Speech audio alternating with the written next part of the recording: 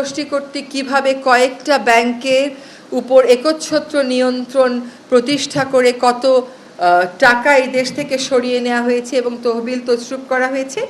ওই জিনিসটা ভবিষ্যতে যাতে আর না হতে পারে সেজন্য কর্পোরেট সেক্টরে, ব্যাংকিং সেক্টরে শৃঙ্খলা আনার জন্য,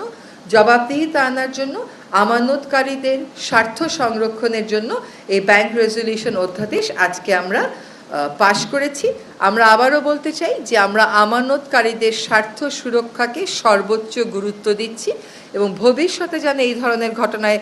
আমাদের সাধারণ আমানতকারীদের আর পড়তে না হয় সেজন্যই এই ক্ষেত্রে শৃঙ্খলা কেমন করে আনয়ন করা হবে, বাংলাদেশ ব্যাংককে কতটুকুন ক্ষমতা দেওয়া হবে, সে কোন পর্যায়ে গিয়ে ইন্টারভেন করবে, এগুলো স্পষ্ট ছিল না আইনে, এখন এগুলো স্পষ্ট করা হলো। গ্রামীণ ব্যাংক সংশোধন অধ্যাদেশ, এখানে আগে যখন গ্রামীণ ব্যাংক কাজ করত একটা মূল্যবোধ নিয়ে কাজ করত। সেই মূল্যবোধটা হচ্ছে যারা গ্রামীণ ব্যাংকের বেনিফিশিয়ারি তাদেরই সে থাকবে এই ব্যাংকটার পরিচালনার ক্ষেত্রে। কিন্তু আপনারা জানেন যে বিগত সময়ে আমাদের এখন যিনি আমাদের মাননীয় প্রধান উপদেষ্টা, সেই নোবেল বিজয়ী অর্থনীতিবিদকে রাজনৈতিকভাবে টার্গেট করা হয়েছিল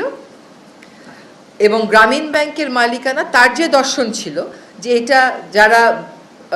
ঋণটা নেবে সেই বেনিফিশিয়ারির হাতেই থাকবে, সেখান থেকে সরিয়ে সরকারের নিয়ন্ত্রণ অনেকাংশে নিয়ে আসা হয়। আজকে যে অধ্যাদেশটা সংশোধন করা হলো তার মাধ্যমে আগে গ্রামীণ ব্যাংক শুধুমাত্র ভূমিহীনদের জন্য কাজ করত, এখন বিত্তহীনদের একটা সংজ্ঞা সংযোজন করা হয়েছে। ইউনিয়ন পরিষদের পরিসর থেকে বের হয়ে সিটি কর্পোরেশন, পৌরসভাকে অন্তর্ভুক্ত করা হয়েছে এবং বোর্ডের ক্ষেত্রে বলা হয়েছে যে যারা এটার বেনিফিশিয়ারি তাদের মধ্য থেকে 9 জন নির্বাচিত হয়ে আসবেন, এই 9 জনের মধ্য থেকে আবার 3 জন মনোনীত হবেন এবং তাদের মধ্য থেকেই একজন চেয়ারম্যান নিযুক্ত হবে।